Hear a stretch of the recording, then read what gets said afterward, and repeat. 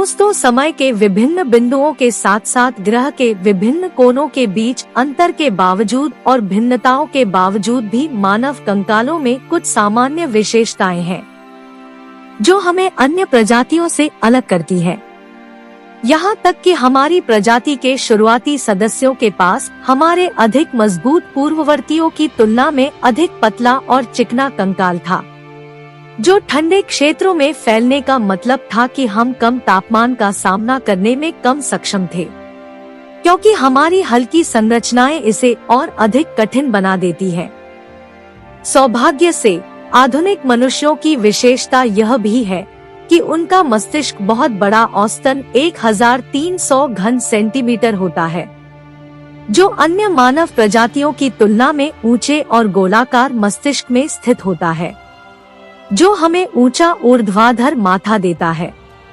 इसने निस्संदेह हमें अपने लाभ के लिए आग का उपयोग करने और कम सुखद तापमान से निपटने के दौरान हमें गर्म रखने के लिए काफी उपयोगी कपड़े विकसित करने में मदद की। होमो सेपियंस और निएंडरथल की खोपड़ी के आकार से जुड़ी पहली स्पष्ट विशेषताएं लगभग 20 लाख साल पहले अफ्रीका में दिखाई देने लगी।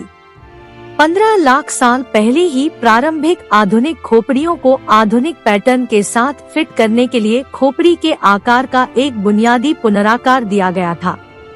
अन्य प्रारंभिक मनुष्यों के साथ विरोधाभास का एक और मुद्दा यह है कि हमारे पास लगभग कोई भी भारी भौहें नहीं है। हमारे पास एक अच्छी तरह से परिभाषित ठोड़ी है और हमारे चेहरे आगे की ओर उभरे हुए होने के बजाय हमारे मस्तिष्क के आवरण के नीचे छिपे हुए हैं।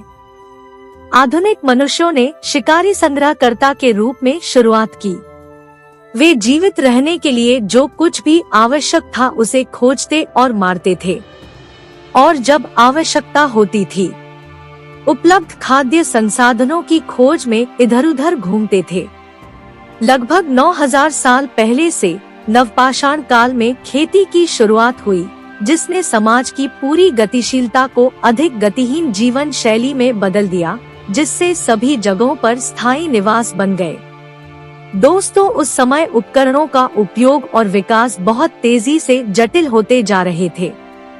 होमो सेपियंस के अस्तित्व के लिए आवश्यक थे मध्य पुरापाषाण उद्योग में परिष्कृत फ्लेक उपकरणों से लेकर परिष्कृत हड्डी, सींग और हाथी दांत के उपकरण, जिनमें सिलाई सुई और भाला फेंकने वाले शामिल थे।